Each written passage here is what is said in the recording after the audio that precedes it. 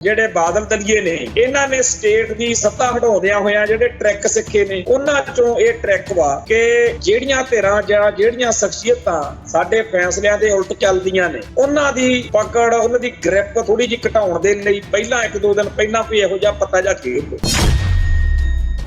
ਕਿ ਧਾਮੀ ਸਾਹਿਬ ਨੇ ਜਿਹੜਾ ਆਪਦਾ ਰੂਪ ਸਰੂਪ ਪ੍ਰਭਾਵ ਬਣਾਇਆ ਹੋਇਆ ਅਕਸ ਬਣਾਇਆ ਹੋਇਆ ਉਹਦੀ ਕਰਕੇ ਜਿੰਨਾ ਧਿਰਾਂ ਧੜਿਆਂ ਨਾਲ ਧਾਮੀ ਸਾਹਿਬ ਦਾ ਪਿਆਰ ਸਤਿਕਾਰ ਬਣਿਆ ਹੋਇਆ ਉਹਨਾਂ ਦੇ ਉੱਤੇ ਇਸ ਗੱਲ ਦਾ ਨੈਗੇਟਿਵ ਅਸਰ ਪੈ ਰਿਹਾ। ਇੱਕ ਪਾਸੇ ਤਾਂ ਪ੍ਰਭਾਵ ਇਹ ਦੇ ਰਹੇ ਨੇ ਧਾਮੀ ਸਾਹਿਬ ਤੇ ਕੁਝ ਹੋਰ ਸੱਜਣ ਕਿ ਜੀ ਅਸੀਂ ਤਾਂ ਹੁਣ ਜਿਹੜੇ ਨਵੇਂ ਜਥੇਦਾਰ ਨੇ ਉਹ ਸੇਵਾ ਨਿਯਮਾਂ ਦੇ ਅਨੁਸਾਰ ਹੀ ਹੋਣ ਲੱਗਣ। ਉਹ ਜਿਹੜੀ ਸਿਆਸੀ ਬੰਦੇ ਹੁੰਦੇ ਆ ਇਹਨਾਂ ਦਾ ਕੋਈ ਦੀਨ ਧਰਮ ਨਹੀਂ ਹੁੰਦਾ, ਇਹ ਬਾਅਦ ਚ ਕਹਿ ਦਿੰਦੇ ਆ ਬੜੀ ਮੌਜ ਨਾਲ ਹੀ ਜੀ ਫਿਰ ਦਬਾਅ ਪੈ ਗਿਆ ਜੀ ਉੱਪਰੋਂ ਫੋਨ ਆ ਗਿਆ ਜੀ ਕੀ ਕਰੀਏ ਜੀ। ਉਹ ਜਿਹੜਾ ਬੰਦਾ ਇਹਨਾਂ ਤੇ ਯਕੀਨ ਕਰ ਗਿਆ ਉਹ ਮਾਰਿਆ ਗਿਆ। ਧਾਮੀ ਸਾਹਿਬ ਦੇ ਉੱਤੇ ਇਸ ਕਰਕੇ ਯਕੀਨ ਨਹੀਂ ਹੈ ਕਿਉਂਕਿ ਉਸ ਧਿਰ ਵਿੱਚ ਆ ਬਾਦਲ ਧਿਰ ਵਿੱਚ ਜਿਹੜੀ ਧਿਰ ਠੱਗੀ ਠੋਰੀ ਜਿੰਦਾਬਾਦ ਵਾਲੀ ਤੁਹਾਡੇ ਸਾਹਮਣੇ ਆ ਪਰਉਪਕਾਰ ਸਿੰਘ ਘੁੰਮਣ ਨੂੰ ਲੁਧਿਆਣਿਓਂ ਟਿਕਟ ਦੇਤੀ ਜਦੋਂ ਪੱਕਾ ਪਤਾ ਵੀ ਐਤਕੀ ਜ਼ਮਾਨਤ ਜ਼ਬਤ ਹੋਣੀ ਹੈ।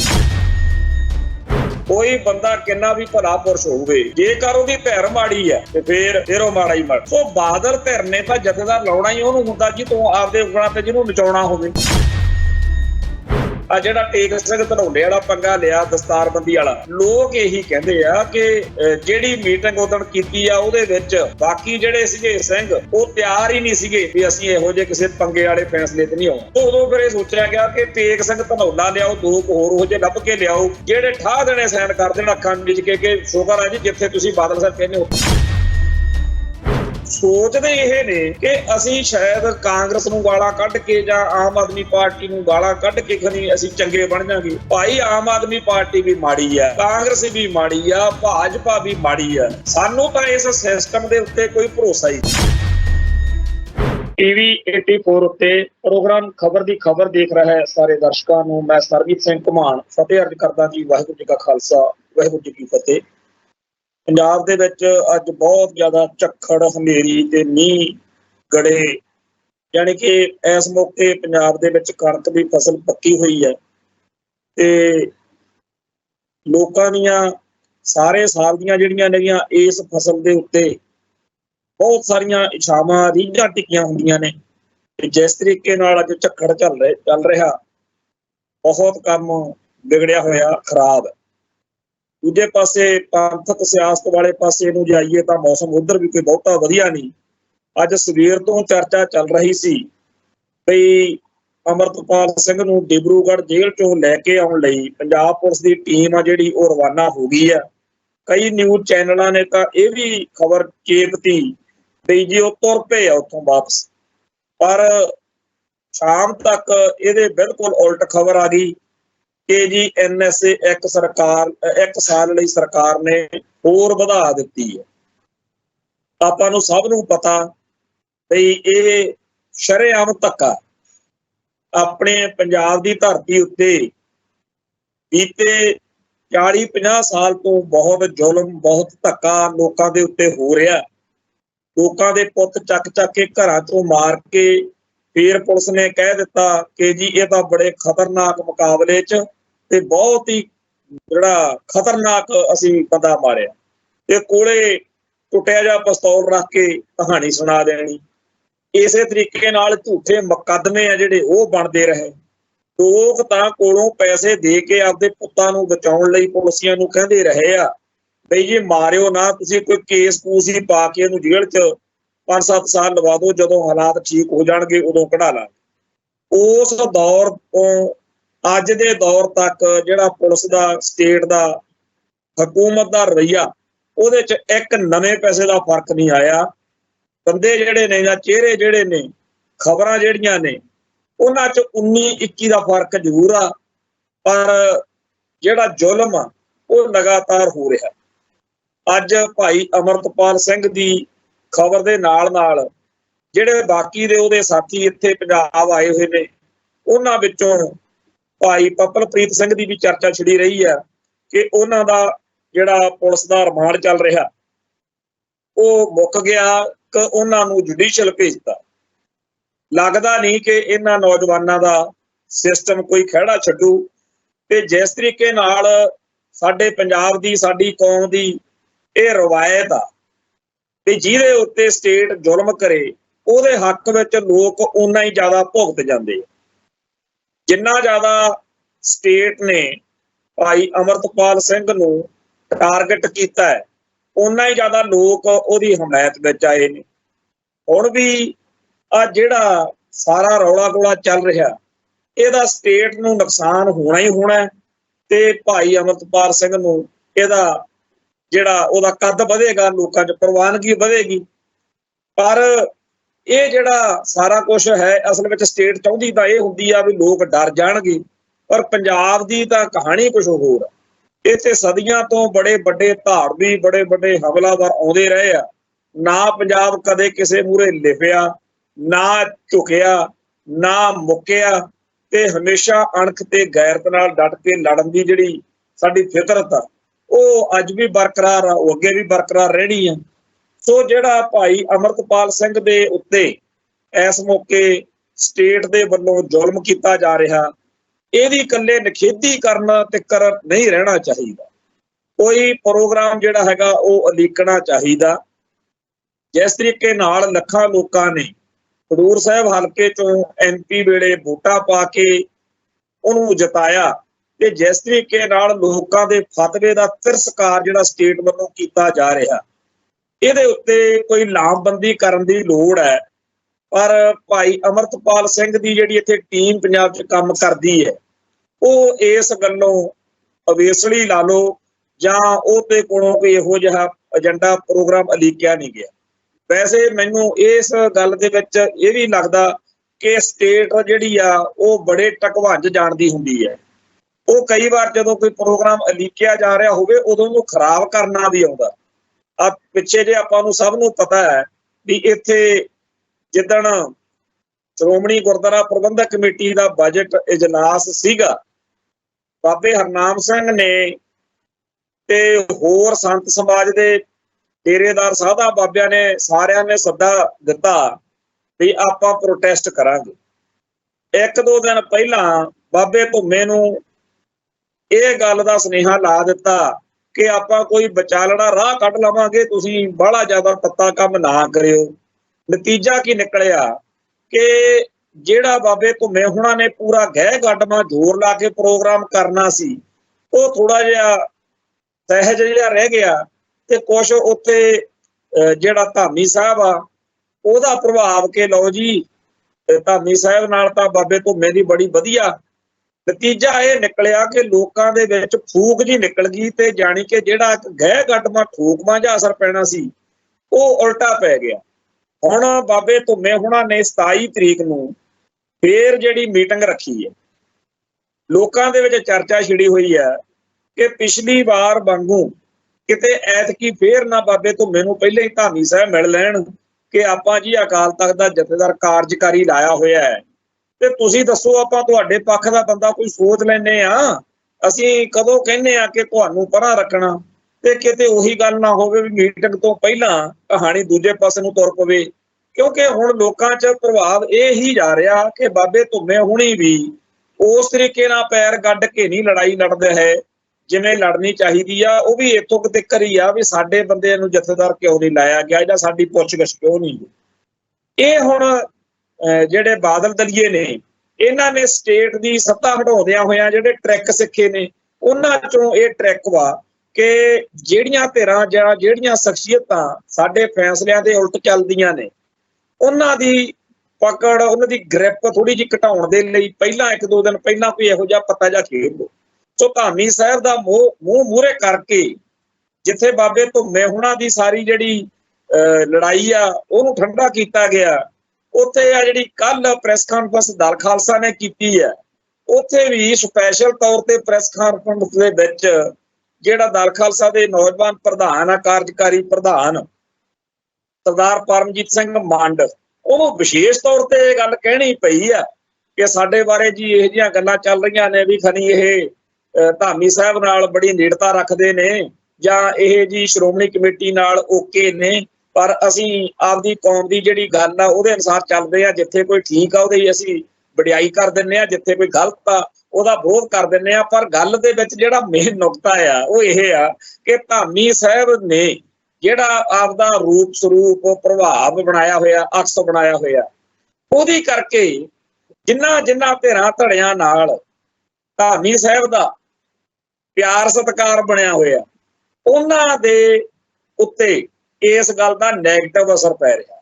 ਤਾਂ ਖਾਲਸਾ ਵਾਲੇ ਵੀ ਸਪਸ਼ਟੀਕਰਨ ਜੇ ਦਿੰਦੇ ਫਿਰਦੇ ਆ, ਤੇ ਇੱਧਰ ਬਾਬੇ ਧੁੰਮੇ ਹੁਣਾਂ ਨੂੰ ਵੀ ਕਹਿਣਾ ਪੈਣਾ ਕਿ ਧਾਮੀ ਸਾਹਿਬ ਤੁਸੀਂ ਸਾਨੂੰ ਨਾ ਹੀ ਮਿਲਿਆ ਕਰੋ, ਸਾਡੀ ਤਾਂ ਸਾਰੀ ਗੱਲ ਦੀ ਜਿਹੜੀ ਸਾਡੀ ਲੜਾਈ ਦਾ ਉਹਦਾ ਸਾਰਾ ਸਵਾਦ ਹੀ ਖਰਾਬ ਹੋ ਜਾਂਦਾ। ਪਰ ਚਲੋ 27 ਤਰੀਕ ਨੂੰ ਜਿਹੜੀ ਮੀਟਿੰਗ ਆ, ਇਹਦਾ ਜੇ ਆਪਾਂ ਪਿਛੋਕੜ ਦੇਖੀਏ ਤਾਂ ਉਹ ਇਹ ਹੈ ਕਿ ਜਿੱਦਣ ਬਜਟ ਇਜਲਾਸ ਵਾਲੇ ਦਿਨ 28 ਮਾਰਚ ਨੂੰ ਤੇਜਾ ਸਿੰਘ ਸਮੁੰਦਰੀ ਹਾਲ ਨੂੰ ਇੱਧਰ ਵਧੇ ਸੀਗੇ, ਉਸ ਦਿਨ ਰੋਸ ਧਰਨੇ ਦੇ ਵਿੱਚ ਇਹ ਗੱਲ ਆਖੀ ਸੀਗੀ ਕਿ 15 ਅਪ੍ਰੈਲ ਤੱਕ ਦਾ ਤੁਹਾਨੂੰ ਅਲਟੀਮੇਟਮ ਦਿੰਦੇ ਆ, ਤੇ ਜੇ ਕੋਈ ਹੱਲ ਕੱਢ ਲਿਆ ਠੀਕ ਆ, ਤੇ ਨਹੀਂ ਫਿਰ ਅੱਗੇ ਅਸੀਂ ਸੋਚਾਂਗੇ। ਸੋ 15 ਅਪ੍ਰੈਲ ਲੰਘ ਗਈ ਆ, 18 ਅਪ੍ਰੈਲ ਹੋ ਗਈ ਅੱਜ, ਤੇ ਜਦੋਂ ਉਲਟ ਕੰਮ ਹੋ ਗਿਆ, ਲੋਕਾਂ ਨੂੰ ਤਾਂ ਲੱਗਦਾ ਸੀਗਾ ਵੀ ਸ਼ਾਇਦ ਜਥੇਦਾਰ ਅਕਾਲ ਤਖਤ ਦਾ ਪੱਕਾ ਜਿਹੜਾ ਉਹ ਕੋਈ ਸਾਂਝੇ ਤੌਰ ਦੇ ਉੱਤੇ ਲਾਇਆ ਜਾਏਗਾ। ਇਹਨਾਂ ਨੇ ਤਾਂ ਪੁੱਠੇ ਪਾਸੇ ਨੂੰ ਕਹਾਣੀ ਤੋਰਤੀ। ਉਹ ਜਿਹੜਾ ਤੇਗ ਸਿੰਘ ਧਨੌਲਾ, ਉਹਨੂੰ ਉੱਥੇ ਦਸਤਾਰਬੰਦੀ ਕਰਾਤੀ ਚੋਰਾਂ ਵਾਂਗੂ, ਜਿਵੇਂ ਇੱਧਰ ਕਰਾਈ ਸੀਗੀ ਗੜਗੱਜ ਸਾਹਿਬ ਦੀ। ਤੇ ਅਗਲੀ ਗੱਲ ਹੋਰ ਕਮਾਲ ਦੀ ਹੈ ਵੀ ਇਹ ਇੱਕ ਪਾਸੇ ਤਾਂ ਪ੍ਰਭਾਵ ਇਹ ਦੇ ਰਹੇ ਨੇ ਧਾਮੀ ਸਾਹਿਬ ਤੇ ਕੁਝ ਹੋਰ ਸੱਜਣ ਕਿ ਜੀ ਅਸੀਂ ਤਾਂ ਹੁਣ ਜਿਹੜੇ ਨਵੇਂ ਜਥੇਦਾਰ ਨੇ ਉਹ ਸੇਵਾ ਨਿਯਮਾਂ ਦੇ ਅਨੁਸਾਰ ਹੀ ਹੋਣ ਲੱਗਣਗੇ। ਤੇ ਕੱਲ ਦਲ ਖਾਲਸਾ ਨੇ ਇਹੀ ਸਟੈਂਡ ਲਿਆ ਕਿ ਸਾਨੂੰ ਵਿਸ਼ੇਸ਼ ਤੌਰ ਤੇ ਬੈਠ ਕੇ ਇਹ ਗੱਲ ਧਾਮੀ ਸਾਹਿਬ ਨੇ ਕਹੀ ਸੀ ਬਈ ਹੁਣ ਜਿਹੜੇ ਅਗਲੇ ਜਥੇਦਾਰ ਨੇ ਉਹ ਸੇਵਾ ਨਿਯਮਾਂ ਦੇ ਅਨੁਸਾਰ ਲਾਵਣ। ਫਿਰ ਇਹਨਾਂ ਨੂੰ ਇਹ ਕੰਮ ਨਹੀਂ ਸੀ ਕਰਨਾ ਚਾਹੀਦਾ। ਉਹ ਜਿਹੜੀ ਸਿਆਸੀ ਬੰਦੇ ਹੁੰਦੇ ਆ, ਇਹਨਾਂ ਦਾ ਕੋਈ ਦੀਨ ਧਰਮ ਨਹੀਂ ਹੁੰਦਾ। ਇਹ ਬਾਅਦ ਚ ਕਹਿ ਦਿੰਦੇ ਆ ਬੜੀ ਮੌਜ ਨਾਲ ਹੀ ਜੀ, ਫਿਰ ਦਬਾਅ ਪੈ ਗਿਆ ਜੀ, ਉੱਪਰੋਂ ਫੋਨ ਆ ਗਿਆ ਜੀ, ਕੀ ਕਰੀਏ ਜੀ। ਉਹ ਜਿਹੜਾ ਬੰਦਾ ਇਹਨਾਂ ਤੇ ਯਕੀਨ ਕਰ ਗਿਆ ਉਹ ਮਾਰਿਆ ਗਿਆ। ਸੋ ਇਸ ਮਾਹੌਲ ਦੇ ਵਿੱਚ ਜਿਹੜੇ ਤਾਕਤਾਂ ਦੇ ਜਥੇਦਾਰਾਂ ਦੇ ਸੇਵਾ ਨਿਯਮ ਵਾਲੀ ਕਹਾਣੀ ਚੱਲ ਰਹੀ ਹੈ, ਉਹਦੇ ਉੱਤੇ ਪਹਿਲਾਂ ਲੋਕਾਂ ਨੂੰ ਬੜਾ ਯਕੀਨ ਸੀ। ਤੇ ਆਪਾਂ ਜਦੋਂ ਇਸ ਪ੍ਰੋਗਰਾਮ ਦੇ ਵਿੱਚ ਇਹ ਗੱਲ ਕਹੀ ਕਿ ਐਵੇਂ ਯਕੀਨ ਨਾ ਕਰੋ, ਉਦੋਂ ਕਈ ਸੱਜਣਾਂ ਨੇ ਸਾਨੂੰ ਵੀ ਇਹ ਕਿਹਾ ਕਿ ਜੇ ਅਸੀਂ ਤੁਹਾਡੀ ਗੱਲ ਸੁਣੀ ਸੀ TV 84 ਵਾਲੇ ਪ੍ਰੋਗਰਾਮ ਦੇ ਵਿੱਚ, ਤੁਸੀਂ ਜ਼ਿਆਦਾ ਹੀ ਨੈਗੇਟਿਵ ਹੋਏ ਫਿਰਦੇ ਹੋ। ਮੈਂ ਕਿਹਾ ਜੀ ਧਾਮੀ ਸਾਹਿਬ ਨਾਲ ਤਾਂ ਮੇਰੇ ਵਧੀਆ ਹੈਲੋ ਹੋਏ ਆ, ਮੈਂ ਤਾਂ ਤੁਹਾਨੂੰ ਸਪਸ਼ਟ ਤੌਰ ਤੇ ਦੱਸਦਾ ਵੀ ਮੈਨੂੰ ਯਕੀਨ ਹੈ ਨਹੀਂਗਾ ਧਾਮੀ ਸਾਹਿਬ ਦੇ ਉੱਤੇ। ਇਸ ਕਰਕੇ ਯਕੀਨ ਨਹੀਂ ਹੈ ਕਿਉਂਕਿ ਉਸ ਧਿਰ ਵਿੱਚ ਆ, ਬਾਦਲ ਧਿਰ ਵਿੱਚ, ਜਿਹੜੀ ਧਿਰ ਠੱਗੀ ਠੋਰੀ ਜਿੰਦਾਬਾਦ ਵਾਲੀ ਹੈ। ਤੁਹਾਡੇ ਸਾਹਮਣੇ ਆ ਪਰਉਪਕਾਰ ਸਿੰਘ ਘੁੰਮਣ ਨੂੰ ਲੁਧਿਆਣਿਓਂ ਟਿਕਟ ਦੇਤੀ, ਜਦੋਂ ਪੱਕਾ ਪਤਾ ਵੀ ਐਤਕੀ ਜ਼ਮਾਨਤ ਜ਼ਬਤ ਹੋਣੀ ਹੈ। ਜੇ ਕਿਤੇ ਮਾੜੀਆਂ ਜੀਆਂ ਵੀ 4 ਵੋਟਾਂ ਪੈਣ ਦੀ ਉਮੀਦ ਹੁੰਦੀ ਤਾਂ ਆਪਣਾ ਜਿਹੜਾ ਉਹ ਗਰੇ ਵਾਲਾ ਮਹੇਸ਼ਿੰਦਰ ਸਿੰਘ ਗਰੇਵਾਲ, ਉਹਨੇ ਕਹਿਣਾ ਸੀਗਾ ਜੀ ਅਸੀਂ ਮਰੇ ਹੋਏ ਆ, ਸਾਨੂੰ ਟਿਕਟ ਦਿਓ, ਅਸੀਂ ਇੱਥੇ ਖੜਾਂਗੇ। ਅੱਜ ਉਹ ਹਾਰਨ ਵਾਲੀ ਥਾਂ ਤੋਂ ਇਹ ਬੜੇ ਤਰੀਕੇ ਨਾਲ ਚੱਲਦੇ ਆ। ਕੁਲਦੀਪ ਸਿੰਘ ਗੜਗੱਜ ਆ, ਬੜਾ ਚੰਗਾ ਭਲਾ ਸਿੱਖ ਨੌਜਵਾਨ ਸੀਗਾ ਜੀ, ਪੰਥਕ ਸਫਾਂ ਦੇ ਵਿੱਚ ਵਿਚਰਦਾ ਸੀ, ਮਾਨਦਲ ਤੇ ਹੋਰ ਕੌਮੀ ਜਿਹੜੀਆਂ ਧਿਰਾਂ ਧੜੇ ਆ ਉਹਨਾਂ 'ਚ ਫਿਰ ਸਰਨੇ ਹੁਣਾਂ ਨਾਲ ਚਲੇ ਗਿਆ, ਫਿਰ ਕਾਫੀ ਹੋਰ ਗੱਲਾਂ। ਅੱਜ ਬਹੁਤ ਸਾਰੇ ਸਿੱਖ ਨੌਜਵਾਨ ਜਿਹੜੇ ਜਿਨ੍ਹਾਂ ਨਾਲ ਬਹੁਤ ਪਿਆਰ ਬਣੇ ਹੁੰਦੇ ਨੇ, ਆਪਣੇ ਨਾਲ ਕਿਹੜਾ ਗੋਲੀ ਚੱਲੀ ਹੋਈ ਆ, ਆਪਾਂ ਤਾਂ ਇਸ ਕਰਕੇ ਵੀ ਤੋਂ ਐਤਕੀ ਬਾਦਲ ਦਲ ਵੱਲੋਂ ਆ ਠੇਕੇ ਬੈਠਾ ਸ਼ਰਬਤ ਪੀਂਦਾ ਕਿਹਾ ਸ਼ਰਾਬੀ ਜਾਵੇ। ਕੋਈ ਬੰਦਾ ਕਿੰਨਾ ਵੀ ਭਲਾ ਪੁਰਸ਼ ਹੋਵੇ, ਜੇਕਰ ਉਹਦੀ ਧਿਰ ਮਾੜੀ ਆ ਤੇ ਫਿਰ ਉਹ ਮਾੜਾ ਹੀ ਮਾੜਾ। ਸੋ ਇਹ ਕਹਿਣਾ ਕਿ ਜੀ ਫਲਾਨਾ ਥਾਣੇਦਾਰ ਬੜਾ ਵਧੀਆ, ਬਾਕੀ ਪੁਲਿਸ ਬੜੀ ਲੁੱਚੀ ਸੀ, ਇਹ ਗੱਲ ਨਹੀਂ ਗੱਲ ਬਣਦੀ। ਸੋ ਬਾਦਲ ਧਿਰ ਨੇ ਤਾਂ ਜਥੇਦਾਰ ਲਾਉਣਾ ਹੀ ਉਹਨੂੰ ਹੁੰਦਾ ਜੀ ਤੂੰ ਆਪਦੇ ਉਂਗਲਾਂ ਤੇ ਜਿਹਨੂੰ ਨਚਾਉਣਾ ਹੋਵੇ। ਜਦੋਂ ਤੱਕ ਇਹ ਜਿਹੜਾ ਗੜਗੱਜ ਸਾਹਿਬ ਨੇ ਉਹਨਾਂ ਦੇ ਹਿਸਾਬ ਨਾਲ ਚੱਲੀ ਜਾਣਗੇ, ਹਾਂ ਕਦੇ ਕਦੇ ਮਾੜਾ ਮੋਟਾ ਉਹਨੂੰ ਫਰੀਡਮ ਦੇਣਗੇ ਕਿ ਤੂੰ ਮਾੜਾ ਮੋਟਾ ਆਪਦਾ ਪ੍ਰਭਾਵ ਬਣਾ, ਜੇ ਕੁਝ ਕਹਿਣਾ ਤਾਂ ਕਹਿ ਲਿਆ ਕਰ, ਕੋਈ ਨਾ। ਪਰ ਜਦੋਂ ਅਸਲੀ ਗੱਲ ਜਿਹੜੀ ਆ, ਇਹ ਗੱਲ ਤਾਂ ਸਾਰਿਆਂ ਦੇ ਹੀ ਐਨ ਹੋਈ ਪਈ ਆ ਵੀ ਪਤਾ ਨਹੀਂ ਕਿੱਦਣ ਮੀਟਿੰਗ ਸੱਦ ਲੈਣੀ ਆ। ਜਿਹੜਾ ਟੇਕ ਸਿੰਘ ਧਨੌਲੇ ਵਾਲਾ ਪੰਗਾ ਲਿਆ ਦਸਤਾਰਬੰਦੀ ਵਾਲਾ, ਲੋਕ ਇਹੀ ਕਹਿੰਦੇ ਆ ਕਿ ਜਿਹੜੀ ਮੀਟਿੰਗ ਉਦੋਂ ਕੀਤੀ ਆ ਉਹਦੇ ਵਿੱਚ ਬਾਕੀ ਜਿਹੜੇ ਸੀਗੇ ਸਿੰਘ ਉਹ ਤਿਆਰ ਹੀ ਨਹੀਂ ਸੀਗੇ ਵੀ ਅਸੀਂ ਇਹੋ ਜਿਹੇ ਕਿਸੇ ਪੰਗੇ ਵਾਲੇ ਫੈਸਲੇ ਤੇ ਨਹੀਂ ਆਉਣਾ। ਉਦੋਂ ਫਿਰ ਇਹ ਸੋਚਿਆ ਗਿਆ ਕਿ ਤੇਗ ਸਿੰਘ ਧਨੌਲਾ ਲਿਆਓ, 2 ਹੋਰ ਉਹ ਜਿਹੇ ਲੱਭ ਕੇ ਲਿਆਓ ਜਿਹੜੇ ਠਾਹ ਦੇਣੇ ਸਾਈਨ ਕਰ ਦੇਣ ਅੱਖਾਂ ਵਿੱਚ ਕੇ ਸ਼ੁਕਰ ਆ ਜੀ ਜਿੱਥੇ ਤੁਸੀਂ ਬਾਦਲ ਸਾਹਿਬ ਕਹਿੰਦੇ ਹੋ। ਉਹ ਕਰਾਉਣਾ ਕੀ ਆ, 2 ਕੰਮ ਨੇ। ਇੱਕ ਤਾਂ ਇਹ ਹੁਕਮਨਾਮਾ ਕਰਾਉਣਾ ਕਿ ਜਿਹੜੀ 5 ਮੈਂਬਰੀ ਭਰਤੀ ਕਮੇਟੀ ਆ ਜੀ ਉਹ ਖਤਮ ਕੀਤੀ ਜਾਂਦੀ ਆ ਤੇ ਉਹਨਾਂ ਨੂੰ ਕਿਹਾ ਜਾ ਰਿਹਾ ਵੀ ਆਪਾਂ ਉਹਦੇ ਘਰੇ ਬੈਠੋ, ਕੋਈ ਲੋੜ ਨਹੀਂ ਤੁਹਾਨੂੰ ਪੰਥ ਦੀ ਸੇਵਾ ਕਰਨ ਦੀ। ਸ਼ਬਦ ਥੋੜੇ ਜਿਹੇ ਵਧੀਆ ਲੱਭ ਲੈਣਗੇ, ਮੋਟਾ ਜਿਹਾ ਭਾਵ ਉਹਦਾ ਇਹੀ ਹੋਣਾ। ਘੁੱਗੜ ਗੱਜ ਸਾਹਿਬ ਜਿਹੜੇ ਨੇ ਇੱਕ ਤਾਂ ਇਸ ਕੰਮ ਲਈ ਲਿਆਂਦੇ ਹੋਏ ਨੇ, ਦੂਜਾ ਵੀ ਫਖਰੇ ਕੌਮ, ਕਿਉਂਕਿ ਬਾਪੂ ਜਿਹੜਾ ਹੈ ਵੱਡਾ ਬਾਦਲ ਸਾਹਿਬ, ਉਹਦਾ ਜਿਹੜਾ ਇਸ ਗੱਲ ਦੇ ਨਾਲ ਜਲੂਸ ਨਿਕਲਿਆ ਨਾ ਇਤਿਹਾਸ ਵਿੱਚ, ਉਹ ਸੁਖਬੀਰ ਨੂੰ ਬਹੁਤ ਚੁਭਦੀ ਹੈਗਾ। ਉਹ ਸੁਖਬੀਰ ਨੇ ਇੱਕ ਨਕਾਤੀ ਏਜੰਡਾ ਫੜਿਆ ਹੋਇਆ ਕਿ ਫਖਰੇ ਕੌਮ ਐ ਬਣ ਜੂ। ਸਾਡੇ ਮੈਂ ਬੰਦਾ ਸੀ ਇੱਕ ਪੱਗ ਵਕਾਰੀ ਚੋਂ ਆਲੇ ਦੁਆਲਿਓਂ, ਉਹ ਵਿਚਾਰਾ ਕਿਸੇ ਤਰੀਕੇ ਨਾਲ ਸਰਪੰਚ ਬਣ ਗਿਆ, ਲਾਇਕ ਹੈ ਨਹੀਂ ਸੀ।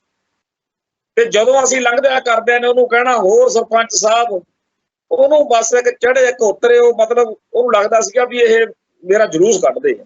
ਜੇ ਕੋਈ ਸਹਿਜ ਸੁਭਾਅ ਵੀ ਕਹਿੰਦਾ ਸੀ ਨਾ ਵੀ ਸਰਪੰਚ ਸਾਹਿਬ, ਕਿਉਂਕਿ ਸਰਪੰਚ ਦਾ ਸੀਗਾ ਹੀ ਉਹ, ਉਹਨੂੰ ਬੁਰਾ ਲੱਗਦਾ ਸੀ।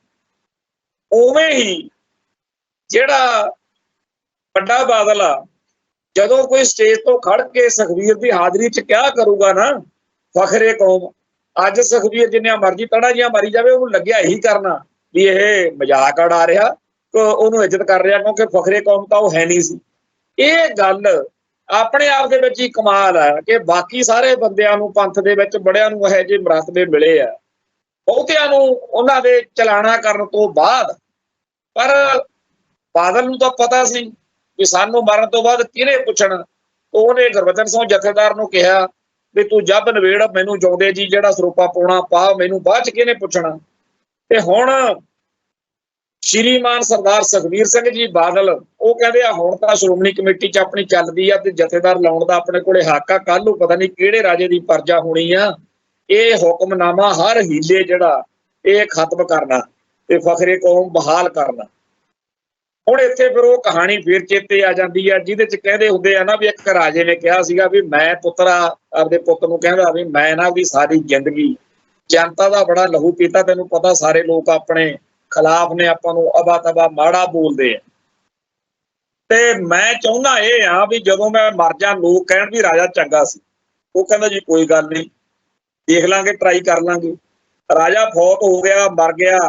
ਉਦੋਂ ਬਾਅਦ ਵਿੱਚ ਉਹਨੇ ਦਰਬਾਰ ਲਾਇਆ ਪੁੱਤ ਨੇ, ਜਦੋਂ ਉਹ ਰਾਜਾ ਬਣ ਗਿਆ। ਕਹਿੰਦਾ ਜੀ ਤੁਹਾਨੂੰ ਪਤਾ ਹੀ ਆ ਆਪਣੇ ਪਿਤਾ ਸ਼੍ਰੀ ਦੀ ਮੰਗ ਸੀਗੀ ਕਿ ਰਾਜਾ ਚੰਗਾ ਹੈ, ਕਿਵੇਂ ਕਹਾਈਏ।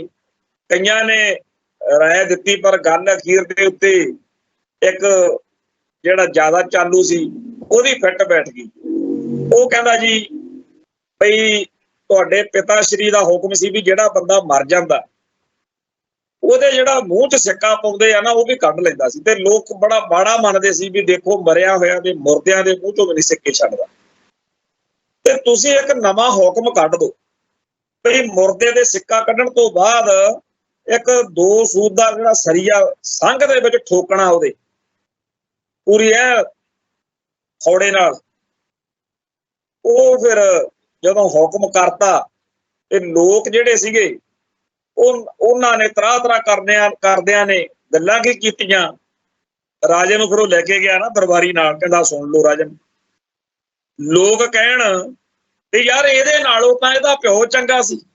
ਉਹ ਰਾਜਾ ਇਕੱਲਾ ਸਿੱਕਾ ਹੀ ਕਢਾਉਂਦਾ ਸੀ ਨਾ, ਆਹ ਜਿਹੜਾ ਕੁੱਤਾ ਕੰਮ ਇਹਨੇ ਸ਼ੁਰੂ ਕੀਤਾ ਇਹ ਸੰਘ ਦੇ ਵਿੱਚ ਸਰੀਆ ਏਡਾ ਠੋਕ ਦਿੰਦਾ ਕਿੱਲ, ਇਹ ਤਾਂ ਨਹੀਂ ਜੋ ਕੰਮ ਕਰਦਾ, ਇਹਦੇ ਨਾਲ ਤਾਂ ਉਹ 100 ਦਰਜੇ ਚੰਗਾ ਸੀ। ਫਿਰ ਉਹ ਉਸ ਤਰੀਕੇ ਨਾਲ ਸਰਦਾਰ ਸੁਖਬੀਰ ਸਿੰਘ ਬਾਦਲ ਜਿਹੜੇ ਨੇ ਉਹ ਕਹਾ ਕੇ ਹਟਣਗੇ ਵੀ ਵੱਡਾ ਬਾਦਲ ਬਹੁਤ ਵਧੀਆ ਸੀ।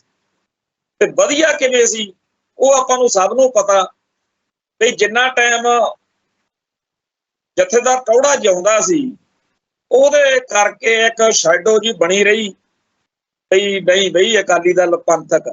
ਪਰ ਜਦੋਂ ਟੌੜਾ ਸਾਹਿਬ ਚੜ੍ਹਾਈ ਕਰ ਗਏ ਉਦੋਂ ਬਾਅਦ ਉਹ ਚੱਕਿਆ ਗਿਆ ਉੱਪਰੋਂ ਕਵਰ, ਤੇ ਮੁੜ ਕੇ ਫਿਰ ਸਾਰਾ ਕੁਝ ਨੰਗਾ ਹੋ ਗਿਆ ਵੀ ਇਹ ਤਾਂ ਵਪਾਰੀ ਲੋਕ ਨੇ ਜਿਹੜੇ ਅਕਾਲੀ ਕਹਾਉਂਦੇ ਨੇ, ਪਰ ਇਹ ਸਿਆਸੀ ਭਲਵਾਨ ਨੇ ਜਿਨ੍ਹਾਂ ਦਾ ਇੱਕੋ ਇੱਕ ਨਿਸ਼ਾਨਾ ਹੈਗਾ ਕਿ 4 ਨੋਟ ਇਕੱਠੇ ਕਰੋ, ਮੁੜ ਕੇ ਪਤਾ ਨਹੀਂ ਕਿਹੜੇ ਰਾਜੇ ਦੀ ਪਰਜਾ ਹੋਣੀ। ਤੇ ਬਹੁਤਿਆਂ ਨੇ ਇਹ ਸੋਚ ਲਿਆ ਵੀ ਘੱਟੋ ਘੱਟ 4-5 ਪੋਸਟਾਂ ਜੋਗੇ ਰਿਪੋਰਟ ਇਕੱਠੇ ਕਰ ਲਓ, ਚਾਹੇ ਸਰਸੇ ਵਾਲਿਆਂ ਨੂੰ, ਪਨਿਆਰੇ ਵਾਲਿਆਂ ਨੂੰ, ਸਿੱਖੀ ਦੇ ਹਰੇਕ ਦੁਸ਼ਮਣ ਨੂੰ, RSS ਨੂੰ, ਜਿਹਨੂੰ ਮਰਜ਼ੀ ਗੰਢ ਲਓ, ਦੱਸੋ ਸਹੀ 4 ਪੈਸੇ ਕਿਵੇਂ ਮਿਲ ਸਕਦੇ ਆ, ਬਸ ਚੱਕ ਦਿਆਂਗੇ। ਫਿਰ ਇਹੀ ਸਾਰਾ ਕੁਝ ਹੋਇਆ ਤੇ ਨਤੀਜਾ ਅੱਜ ਆਪਣੇ ਸਾਹਮਣੇ ਆ ਵੀ ਜ਼ਮਾਨਤਾਂ ਜ਼ਬਤ ਨੇ ਤੇ ਗਾਂ ਵੀ ਜ਼ਬਤ ਹੀ ਰਹਿਣੀਆਂ ਨੇ। ਸੋਚਦੇ ਇਹ ਨੇ ਕਿ ਅਸੀਂ ਸ਼ਾਇਦ ਕਾਂਗਰਸ ਨੂੰ ਗਾਲਾਂ ਕੱਢ ਕੇ ਜਾਂ ਆਮ ਆਦਮੀ ਪਾਰਟੀ ਨੂੰ ਗਾਲਾਂ ਕੱਢ ਕੇ ਖਨੀ ਅਸੀਂ ਚੰਗੇ ਬਣ ਜਾਾਂਗੇ। ਭਾਈ ਆਮ ਆਦਮੀ ਪਾਰਟੀ ਵੀ ਮਾੜੀ ਆ, ਕਾਂਗਰਸ ਵੀ ਮਾੜੀ ਆ, ਭਾਜਪਾ ਵੀ ਮਾੜੀ ਆ। ਸਾਨੂੰ ਤਾਂ ਇਸ ਸਿਸਟਮ ਦੇ ਉੱਤੇ ਕੋਈ ਭਰੋਸਾ ਹੀ ਨਹੀਂ। ਤੇ ਅਸੀਂ ਇਹ ਗੱਲਾਂ ਆਪਦੇ ਕੋਲੋਂ ਨਹੀਂ ਕਹਿੰਦੇ। ਆ ਸਾਡੇ ਕੋਲੇ ਇੱਕ ਬਿਆਨ ਆ 5 ਮਈ 1992। 5 ਮਈ 1992 ਨੂੰ ਬਾਦਲ ਸਾਹਿਬ ਨੇ ਭਾਰਤੀ ਸੰਵਿਧਾਨ ਦੇ ਵਿੱਚ ਬੇਭਰੋਸਗੀ, ਮੇਰਾ ਤਾਂ ਭਰੋਸਾ ਹੀ ਨਹੀਂ ਕਹਿੰਦੇ ਕੋਈ। ਅਸੀਂ ਤਾਂ ਉਹਦੇ ਬਾਦਲ ਸਾਹਿਬ ਦੀ ਗੱਲ ਮੰਨ ਲਈ। ਫਿਰ 9 ਨਵੰਬਰ 1992 ਨੂੰ ਫੇਰ ਕਿਹਾ ਸਿੱਖਾਂ ਕੋਲ ਜਨਤਕ ਜੰਗ ਤੋਂ ਬਗੈਰ ਹੋਰ ਕੋਈ ਰਾਹ ਹੀ ਨਹੀਂ ਬਚਿਆ। ਸੋ ਬਾਦਲ ਸਾਹਿਬ ਜਿਹੜੇ ਸਾਨੂੰ ਇਹ ਸਿੱਖਿਆ ਦੇ ਕੇ ਗਏ ਨੇ, ਉਹਦਾ ਧੰਨਵਾਦ। ਆਪ ਭਾਵੇਂ ਬਾਅਦ ਵਿੱਚ ਥੁੱਕ ਕੇ ਚੱਟ ਗਏ ਤੇ ਉਸੇ ਸੰਵਿਧਾਨ ਦੀ ਸਹੁੰ ਖਾ ਕੇ 3 ਵਾਰ CM ਵੀ ਬਣ। ਆਪਾਂ ਨੂੰ ਸਭ ਨੂੰ ਪਤਾ ਕਿ 1984 ਦੇ ਵਿੱਚ ਧਰਮ ਯੁੱਧ ਮੋਰਚੇ ਦੇ ਦਿਨਾਂ 'ਚ ਜਦੋਂ ਅਕਾਲੀ ਦਲ ਨੇ ਫੈਸਲਾ ਕੀਤਾ ਇੱਕ ਦਿਨ ਕਿ ਆਪਾਂ ਭਾਈ ਭਾਰਤ ਦੇ ਸੰਵਿਧਾਨ ਦੀ ਜਿਹੜੀ ਧਾਰਾ 25(2)B ਜਿਹਦੇ ਵਿੱਚ ਸਿੱਖਾਂ ਨੂੰ ਹਿੰਦੂ ਲਿਖਿਆ ਹੋਇਆ ਉਹ ਸਾੜਨੀ ਹੈ। ਤੇ ਉਦੋਂ ਬਾਦਲ ਸਾਹਿਬ ਦੀ ਉਹ ਫੋਟੋ ਜੀ ਬੜੀ ਪ੍ਰਚਲਿਤ ਹੋਈ ਸੀ ਜਿਹਦੇ ਵਿੱਚ ਇਹਨਾਂ ਨੇ ਉੱਥੇ ਉਹ ਸਾੜੀ। ਤੇ ਇਹ ਮਤਲਬ ਕਿ ਜਿਹੜਾ ਸੰਵਿਧਾਨ ਸਾੜਿਆ, ਸੰਵਿਧਾਨ ਦੀ ਕਾਪੀ ਸਾੜੀ, ਉਸੇ ਸੰਵਿਧਾਨ ਦੀ ਬਾਅਦ ਵਿੱਚ 3 ਵਾਰੀ ਜਿਹੜਾ ਸੰਵਿਧਾਨ ਦੇ ਸਹੁੰ ਖਾ ਕੇ ਉਹਨਾਂ ਨੇ CM ਦੀ ਪਦਵੀ ਜਿਹੜੀ ਆ ਉਹ ਵੀ ਮਾਣ ਲਈ। ਹੁਣ ਇਸ ਗੱਲ ਦੇ ਵਿੱਚੋਂ ਆਪਣੇ ਬੰਦਿਆਂ ਨੇ, ਜਿਹਨੇ ਹਰੇਕ ਨੇ ਕੋਈ ਗੱਲ ਸਿੱਖਣੀ ਹੁੰਦੀ ਆ ਨਾ, ਸਾਡੇ ਵਰਗਿਆਂ ਨੇ ਤਾਂ ਬਾਦਲ ਤੋਂ ਆਹ ਸਿੱਖਿਆ ਲਈ ਆ ਬਈ ਸੰਵਿਧਾਨ 'ਚ ਭਰੋਸਾ ਨਹੀਂ ਰੱਖਣਾ ਤੇ ਜਨਤਕ ਜੰਗ ਤੋਂ ਬਗੈਰ ਕੋਈ ਚਾਰਾ ਨਹੀਂ। ਚਲੋ ਅਸੀਂ ਤਾਂ ਇਹ ਸਿੱਖਿਆ ਲੈ ਲਈ। ਬਾਕੀ ਜਿਹੜੇ ਸਿਆਸੀ ਭਲਵਾਨ ਸੀ ਉਹਨਾਂ ਨੇ ਕੀ ਸਿੱਖਿਆ ਬਈ ਜੇਕਰ ਸਿੱਖਾਂ ਦੇ ਵਿੱਚ ਆਪਦੀ ਭੰਨ ਬਣਾਉਣੀ ਹੈ ਨਾ, ਚਾਹੇ ਸੰਵਿਧਾਨ ਵੀ ਸਾੜਨਾ ਪੈ ਜੇ ਤਾਂ ਗਰੇਜ ਨਾ ਕਰੋ।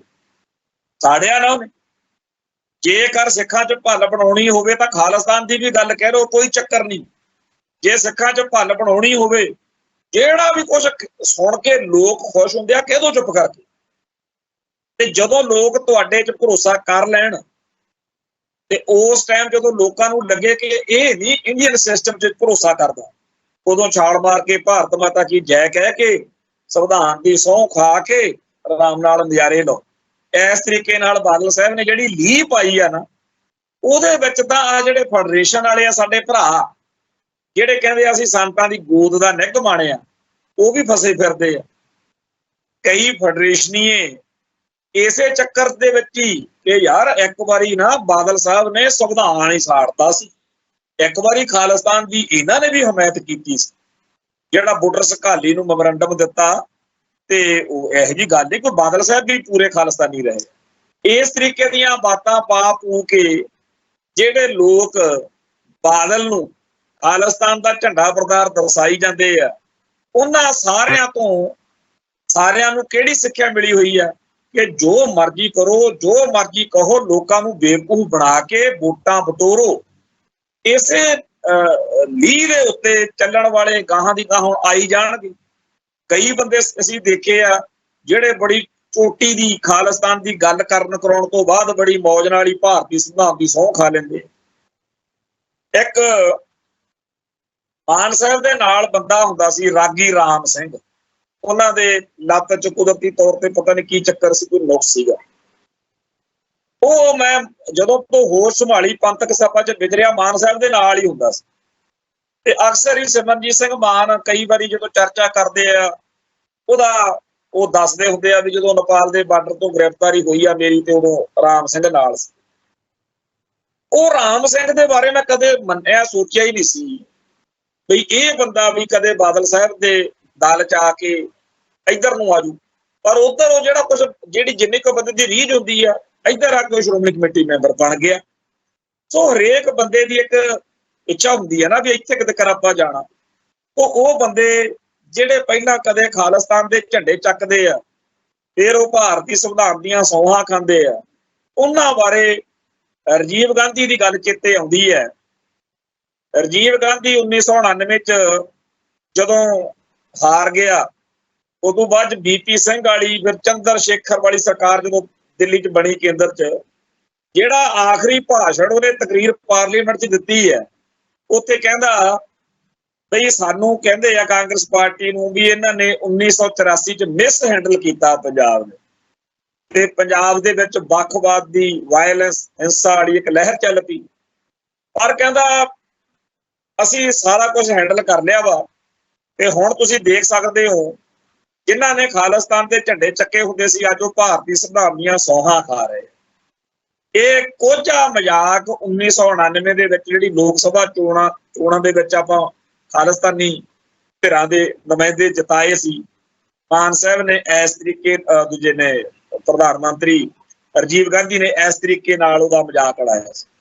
ਸੋ ਜਦੋਂ ਕੋਈ ਖਾਲਿਸਤਾਨ ਦੇ ਝੰਡੇ ਚੱਕ ਕੇ ਪੰਥ ਦੀ ਗੱਲ ਕਰਕੇ ਸ਼ਹੀਦਾਂ ਦੇ ਲਹੂ ਦਾ ਵਾਸਤਾ ਪਾ ਕੇ ਬਾਅਦ ਵਿੱਚ MLA MP ਬਣਦਾ, ਉਦੋਂ ਫਿਰ ਰਾਜੀਵ ਗਾਂਧੀ ਵਰਗੇ ਹੋਰ ਜਿਹੜੇ ਬੈਠੇ ਆ, ਇੰਡੀਆ ਟੂਡੇ ਵਰਗੇ ਫਿਰ ਛਾਪਦੇ ਆ ਵੀ ਆਹੀ ਸੀ ਨਾ ਜਿਹੜੇ ਖਾਲਿਸਤਾਨ ਤੋਂ ਘੱਟ ਗੱਲ ਨਹੀਂ ਸੀ ਕਰਦੇ, ਆ ਫਿਰਦੇ ਆ ਭਾਰਤੀ ਪਾਰਲੀਮੈਂਟ ਦੇ ਵਿੱਚੋਂ ਖਾਲਿਸਤਾਨ ਭਾਲਦੇ। ਸੋ ਇਸ ਨੁਕਤੇ ਦੇ ਉੱਤੇ ਸਾਨੂੰ ਸਪਸ਼ਟਤਾ ਹੋਣੀ ਚਾਹੀਦੀ। ਦੇਖੋ ਜੀ, ਇੱਕ ਤਾਂ ਉਹ ਲੋਕ ਨੇ ਜਿਹੜੇ ਕਹਿੰਦੇ ਆ ਕਿ ਅਸੀਂ ਜੀ ਭਾਰਤੀ ਸਿਸਟਮ ਦੇ ਵਿੱਚ ਯਕੀਨ ਨਹੀਂ ਰੱਖਦੇ ਤੇ ਅਸੀਂ ਤਾਂ ਖਾਲਿਸਤਾਨ ਤੋਂ ਘੱਟ ਗੱਲ ਨਹੀਂ ਕਰਦੇ। ਇੱਕ ਉਹ ਨੇ ਜਿਹੜੇ ਕਹਿੰਦੇ ਆ ਵੀ ਅਸੀਂ ਚੋਣਾਂ ਵੀ ਲੜਾਂਗੇ ਤੇ ਖਾਲਿਸਤਾਨ ਦੀ ਗੱਲ ਵੀ ਕਰਾਂਗੇ। ਤੀਜਾ ਇਸ ਤੋਂ ਅੱਗੇ ਆ ਜਿਹੜੇ ਕਹਿੰਦੇ ਆ ਜੇ ਅਸੀਂ ਚੋਣਾਂ ਤਾਂ ਲੜਨੀਆਂ ਨੇ, ਅਸੀਂ ਖਾਲਿਸਤਾਨ ਦੀ ਗੱਲ ਵੀ ਨਹੀਂ ਕਰਨੀ, ਪਰ ਅਸੀਂ ਪੰਥ ਦੀ ਚੜ੍ਹਦੀ ਕਲਾ, ਪੰਜਾਬ ਦੀ ਚੜ੍ਹਦੀ ਕਲਾ ਜ਼ਰੂਰ ਲੋਚਦੇ। ਇਸ ਤੋਂ ਅੱਗੇ ਆ ਜਿਹੜਾ ਉਹ ਬਾਦਲ ਦਾਲ ਵਾਲਾ ਕੰਮ, ਵੀ ਜਿਹੜਾ ਵੀ ਕੁਝ ਕਹਿ ਕੇ ਵੋਟਾਂ ਮਿਲਦੀਆਂ ਲਵੋ, ਚੁੱਪ ਕਰਕੇ ਸੱਤਾ ਮਾਣੋ, ਚਾਹੇ ਬਾਅਦ ਚ ਜ਼ਮਾਨਤਾਂ ਜ਼ਬਤ ਹੋਣ ਵਾਲਾ ਸਿਸਟਮ ਹੀ ਬਣ ਜੇ, ਇੱਕ ਵਾਰੀ ਕੁਰਸੀ ਹੱਥੇ ਟਾ ਕਰੋ।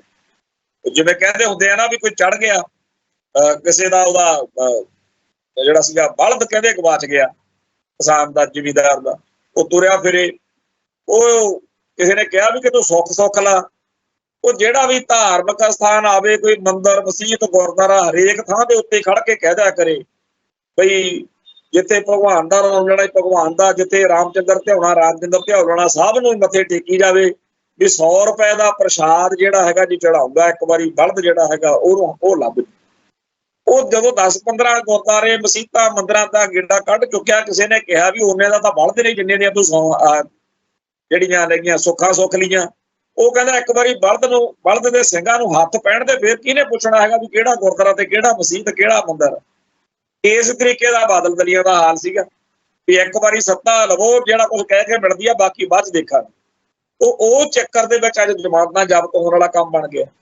ਖੈਰ, ਜਿਹੜਾ ਆਪਾਂ ਨੁਕਤਾ ਵਿਚਾਰ ਰਹੇ ਹਾਂ ਜੀ, ਜਿਹੜੇ ਬੰਦੇ ਪੰਜਾਬ ਦੀ ਪੰਥ ਦੀ ਸਿਆਸਤ ਵਿੱਚ ਇਹ ਸੋਚ ਕੇ ਸਰਗਰਮ ਨੇ ਕਿ ਅਸੀਂ ਤਾਂ ਜੀ ਖਾਲਿਸਤਾਨ ਦੀ ਗੱਲ ਕਰਨੀ ਆ ਤੇ ਭਾਰਤੀ ਸਿਸਟਮ ਦੇ ਵਿੱਚ ਆਉਣ ਵਾਲੀ ਕਿਸੇ ਵੀ ਚੋਣ ਨਹੀਂ ਲੜਨੀ, ਜਿਹੜੇ ਭਰਾਵਾਂ ਨੂੰ ਇਹ ਰਾਹ ਚੰਗਾ ਲੱਗਦਾ ਉਹ ਇਸ ਲੀਹ ਤੇ ਚੱਲਣ ਤੇ ਗੱਡ ਕੇ ਪੈਰ ਲੜਾਈ ਲੜਨ। ਦੂਸਰੇ ਉਹ ਨੇ ਜਿਹੜੇ ਕਹਿੰਦੇ ਜੀ ਹਮ ਤੋਂ ਚੋਣ ਵੀ ਲੜेंगे ਤੇ ਖਾਲਿਸਤਾਨ ਦੀ ਬਾਤ ਵੀ ਪਾਵੇਂਗੀ। ਭਾਈ ਸਾਨੂੰ ਤਾਂ ਨਹੀਂ ਚੰਗਾ ਲੱਗਦਾ, ਪਰ ਜੇਕਰ ਤੁਹਾਨੂੰ ਚੰਗਾ ਲੱਗਦਾ ਅਸੀਂ ਕਾਹਨੂੰ ਤੁਹਾਡੇ ਕੀੜੇ ਕੱਢਣੇ ਆ, ਲੱਗੇ ਰਹੋ, ਡਟੇ ਰਹੋ, ਸ਼ਾਇਦ ਭਾਈ ਤੁਹਾਡੇ ਵਾਲਾ ਰਾਹ ਠੀਕ ਨਿਕਲੇ। ਜਾਂ ਤਾਂ ਇਤਿਹਾਸ ਵਿੱਚ ਤੁਹਾਨੂੰ ਹੀਰੋ ਦੇ ਤੌਰ ਤੇ, ਇਹ ਬਾਕੀ ਤਾਂ ਐਵੇਂ ਸੀਗੇ, ਇਹ ਵਧੀਆ ਬੰਦੇ ਸੀ। ਕਿਉਂਕਿ ਜਿਹੜੀ ਇਹ ਲਾਈਨ ਆ ਨਾ ਜੀ ਵੀ ਵਿੱਚ ਹੀ ਹਿੰਦੁਸਤਾਨ ਜਿੰਦਾਬਾਦ ਕਹਿ ਕੇ ਸਹੁੰ ਚੱਕ ਲੈਣੀ ਹੈ, ਸੰਵਿਧਾਨ ਦੀ ਕਾਜ ਭਰਨ ਮੌਕੇ ਤੇ ਵਿੱਚ ਹੀ ਖਾਲਿਸਤਾਨ ਜਿੰਦਾਬਾਦ ਕਹੀ ਜਾਣਾ, ਇਹ ਲੀਹ ਨੂੰ ਦੋ ਧਿਰਾਂ ਕਦੇ ਵੀ ਪ੍ਰਵਾਨ ਨਹੀਂ ਹੋ ਸਕਦੀਆਂ ਇਸ ਖਾਨੇ 'ਚ ਖੜੇ ਬੰਦੇ ਨੂੰ। ਨਾ ਤਾਂ ਉਹਨੂੰ ਪਿਓਰ ਖਾਲਿਸਤਾਨੀ ਚੰਗੇ ਲੱਗਣੇ ਆ ਜਿਹੜੇ ਕਹਿੰਦੇ ਆ ਚੋਣਾਂ ਦਾ ਬਾਈਕਾਟ ਕਰ ਦੇਂਗੇ ਅਸੀਂ, ਤਾਂ ਨਾ ਖਾੜਕੂ ਧਿਰਾਂ ਚੰਗੀਆਂ ਲੱਗਣੀਆਂ ਨੇਗੀਆਂ ਵੀ ਉਹ ਤਾਂ ਸਿਰੇ ਦੀ ਗੱਲ ਕਰਦੇ। ਤੇ ਇਸ ਤਰ੍ਹਾਂ ਦੇ ਲੋਕ ਜਿਹੜੇ ਨੇ ਹੈ ਤਾਂ ਸਾਡੇ ਚੋਂ ਹੀ, ਪਰ ਜੇਕਰ ਉਹਨਾਂ ਨੂੰ ਲੱਗਦਾ ਕਿ ਸਾਡੇ ਜਿੰਨੀ ਅਕਲ ਕਿਹਨੂੰ ਹੈ, ਬਾਕੀ ਤਾਂ ਐਵੇਂ ਤੁਰੇ ਫਿਰਦੇ ਆ ਝੁੱਡੂ, ਸਾਡੇ ਵਰਗਾ ਤਾਂ ਮਹਾਨ ਬੰਦਾ ਹੀ ਨਹੀਂ ਕੋਈ, ਉਹਨਾਂ ਨੂੰ ਕਾਹਨੂੰ ਮਾੜਾ ਚੰਗਾ ਕਹਿਣਾ ਜੀ। ਤੁਸੀਂ ਵੀ ਆਪਦਾ ਜ਼ੋਰ ਲਾ ਲਓ, ਇਤਿਹਾਸ ਨਿਰਣਾ ਕਰੂਗਾ ਕਿ ਕੌਣ ਸਹੀ ਸੀ ਤੇ ਕੌਣ ਗਲਤ। ਇਸ ਤੋਂ ਅੱਗੇ ਜਿਹੜੀ ਨਵੀਂ ਧਿਰ ਪੈਦਾ ਹੋ ਰਹੀ ਹੈ, ਨਵਾਂ ਵਰਗ ਆ ਰਿਹਾ ਕਿ ਖਾਲਿਸਤਾਨ ਦੀ ਗੱਲ ਨਹੀਂ ਕਰਨੀ ਪਰ ਪੰਥ ਤੇ ਪੰਜਾਬ ਦੀ ਚੜ੍ਹਦੀ ਕਲਾ ਲਈ ਅਸੀਂ ਕਰਨਾ। ਪਰ ਇਹ ਗੱਲ ਕਹਿਣ ਵਾਲੇ ਤਾਂ ਬਾਦਲ ਦਾਲ ਵਾਲੇ ਹੈਗੇ ਹੀ ਨੇ, ਇਹੋ ਜਿਹੀ ਉਹ ਗੱਲ ਕਰਦੇ ਨੇ ਉਹ। ਹਾਂ, ਇਹ ਗੱਲ ਵੱਖਰੀ ਆ ਕਿ ਵੋਟਾਂ ਜਦੋਂ ਹੱਥ ਆ ਜਾਂਦੀਆਂ, ਸੱਤਾ ਹੱਥ ਆ ਜਾਂਦੀ ਆ, ਫਿਰ ਉਹ ਭੁੱਲ ਜਾਂਦੇ ਆ ਵੀ ਪੰਥ ਕਿਹੜਾ ਤੇ ਪੰਜਾਬ ਕਿਹੜਾ, ਫਿਰ ਤਾਂ ਪੰਥ ਤੇ ਪੰਜਾਬ ਦੇ ਦੁਸ਼ਮਣਾਂ ਨਾਲ ਜੱਫੀ ਪਾਉਂਦੇ ਆ। ਖੈਰ, ਸਾਰੇ ਤਰ੍ਹਾਂ ਦੇ ਲੋਕ ਆ ਜਿਹੜੇ, ਉਹਨਾਂ ਦੇ ਸਾਹਮਣੇ ਇਸ ਮੌਕੇ ਸਭ ਤੋਂ ਵੱਡਾ ਜਿਹੜਾ ਕੰਮ ਉਹ ਕੀ ਆ ਆਪਾਂ ਪਿਛਲੇ 2-3 ਦਿਨ ਤੋਂ ਗੱਲ ਕਰ ਰਹੇ ਹਾਂ। ਅੱਜ ਅਜੀਤ ਅਖਬਾਰ ਦੇ ਉੱਤੇ ਬੜਾ ਵੱਡਾ ਖੁੱਲੇ ਦਿਲ ਨਾਲ ਹਰਜਿੰਦਰ ਸਿੰਘ ਲਾਲ ਨੇ ਇਹਦੇ ਉੱਤੇ ਲਿਖਿਆ, ਜਿਹੜੀ ਗੱਲ ਰਾਜਾਂ ਦੀ ਖੁਦਮੁਖਤਿਆਰੀ ਲਈ ਤਾਮਿਲਨਾਡੂ ਦੇ ਮੁੱਖ ਮੰਤਰੀ ਸਟਾਲਨ ਵੱਲੋਂ ਜੋ ਕੁਝ ਕੀਤਾ ਜਾ ਰਿਹਾ, ਇਹ ਲੜਾਈ ਪੰਜਾਬ ਦੀ ਜਾਂ ਪੰਥ ਦੇ ਵਿੱਚੋਂ ਕੌਮ ਲਈ ਲੜਨ ਵਾਲਿਆਂ ਦੀ ਬਣਦੀ ਆ। ਇਹ ਲੜਾਈ ਸਟਾਲਨ ਵਰਗੇ ਤਾਂ ਮਗਰ ਹੋਣੇ ਚਾਹੀਦੇ ਆ। ਹੁਣ ਇਹ ਸਾਰਾ ਜਿਹੜਾ ਲੇਖ ਜਦੋਂ ਬੰਦਾ ਪੜ੍ਹਦਾ ਉਹਦੇ ਵਿੱਚ 2-3 ਗੱਲਾਂ ਆਉਂਦੀਆਂ ਨੇ ਮੋਟੇ ਤੌਰ ਦੇ ਉੱਤੇ। ਸੋ ਜਿਹੜੀਆਂ ਸਟਾਲਨ ਵਰਗੇ ਤਾਮਿਲਨਾਡੂ ਦੇ ਮੁੱਖ ਮੰਤਰੀ ਨੇ ਇਸ ਮੌਕੇ ਗੱਲਾਂ ਸ਼ੁਰੂ ਕੀਤੀਆਂ ਨੇ, ਇਹ ਸਾਡੇ ਪੰਜਾਬ ਚੋਂ ਗੱਲ ਪੰਥ ਵਿੱਚੋਂ ਉੱਠਣੀ ਚਾਹੀਦੀ ਸੀ ਗੱਲ। ਅੱਜ ਇਸ ਹਰਜਿੰਦਰ ਸਿੰਘ ਲਾਲ ਨੇ ਜਿਹੜੀ ਗੱਲ ਸਾਰੀ ਇਤਿਹਾਸ ਵੀ ਸਾਰਾ ਲਿਖਿਆ ਕਿ ਜਿਹੜਾ ਆਨੰਦਪੁਰ ਦਾ ਮਤਾ ਹੈ ਨਾ ਜੀ, ਉਹ ਇਹੀ ਗੱਲ ਕਹਿੰਦਾ ਸੀ ਫੈਡਰਲਿਜ਼ਮ ਦੀ ਗੱਲ। ਕਈ ਸਾਡੇ ਜਿਹੜੇ ਸਰੋਤੇ ਆ ਉਹ ਸੋਚਦੇ ਹੋਣਗੇ ਕਿ ਪਿਛਲੇ 2-3 ਦਿਨ ਤੋਂ ਇਹ ਗੱਲ ਚੱਲ ਰਹੀ ਹੈ। ਮੈਂ ਹੱਥ ਬੰਨ੍ਹ ਕੇ ਬੇਨਤੀ ਕਰਦਾ, ਇਹ ਖਾਲਿਸਤਾਨ ਦੀ ਲੜਾਈ ਤਾਂ ਆਪਾਂ ਆਪਣੀ ਕੌਮ ਨੇ ਲੜਨੀ ਹੀ ਲੜਨੀ, ਪਰ ਆਹ ਲੜਾਈ ਜਿਹੜੀ ਆ ਇਹ ਵੀ ਬੜੀ ਜ਼ਰੂਰੀ ਹੈ। ਜੇਕਰ ਜਿਹੜੀਆਂ ਧਿਰਾਂ ਪੰਜਾਬ 'ਚ ਕੰਮ ਕਰਦੀਆਂ ਨੇ, ਕਈ ਧਿਰਾਂ ਨੇ, ਆਪਾਂ ਹੁਣੇ ਗੱਲ ਕਰਕੇ ਹਟੇ ਹਾਂ, ਕਈ ਵਰਗ ਨੇ, ਜੇਕਰ ਇਹ ਸਾਰੀਆਂ ਧਿਰਾਂ ਦੇ ਵਿੱਚੋਂ ਕੋਈ ਇੱਕ ਧਿਰ ਜਾਂ ਸਾਰੀਆਂ ਧਿਰਾਂ ਇਸ ਮੌਕੇ ਪੈਰ ਗੱਡ ਲੈਣ ਕਿ ਸਾਡਾ ਏਜੰਡਾ ਫੈਡਰਲਿਜ਼ਮ ਦੀ ਲੜਾਈ ਲੜਨਾ, ਤੇ ਅਸੀਂ ਤਾਂ ਇਸ ਗੱਲ ਦੇ ਲਈ ਹਰ ਕੁਰਬਾਨੀ ਕਰਨ ਨੂੰ ਮੂਹਰੇ ਹੋ ਕੇ, ਕਿਉਂਕਿ ਸਾਡੀ ਬੋਲੀ, ਸਾਡਾ ਧਰਮ, ਸਾਡਾ ਸੱਭਿਆਚਾਰ ਮਾਰਿਆ ਜਾਣਾ। ਜਿਹੜੀ ਲੜਾਈ ਆਪਾਂ ਖਾਲਿਸਤਾਨ ਦੀ ਕਹਿ ਰਹੇ ਹਾਂ ਉਹ ਕਾਹਦੇ ਚੋਂ ਨਿਕਲੀ ਹੈ? ਉਹ ਇਹੀ ਹੈ ਨਾ ਕਿ ਅਸੀਂ ਆਪਦੀ ਆਇਡੈਂਟੀਟੀ ਕ੍ਰਾਈਸਿਸ ਆ ਨਾ, ਸਾਡੀ ਹੋਂਦ ਹਸਤੀ, ਸਾਡੀ ਪਛਾਣ ਦੀ ਲੜਾਈ ਹੈ। ਸੋ ਜਿਹੜਾ ਕੇਂਦਰੀਕਰਨ ਵਾ, ਜਿਹੜਾ ਸੈਂਟਰਲਾਈਜੇਸ਼ਨ ਹੈ, ਉਹ ਭਾਰਤ ਦੇ ਸਾਰੀਆਂ ਬੋਲੀਆਂ ਨੂੰ, ਸਾਰੇ ਧਰਮਾਂ ਨੂੰ, ਕੌਮਾਂ ਨੂੰ, ਉਹਨਾਂ ਦੇ ਸੱਭਿਆਚਾਰਾਂ ਨੂੰ ਖਤਮ ਕਰਕੇ ਹਿੰਦੂ ਪਛਾਣ ਹੇਠ ਇਕੱਠਾ ਕਰਨ ਦਾ ਹੈਗਾ ਕੰਮ।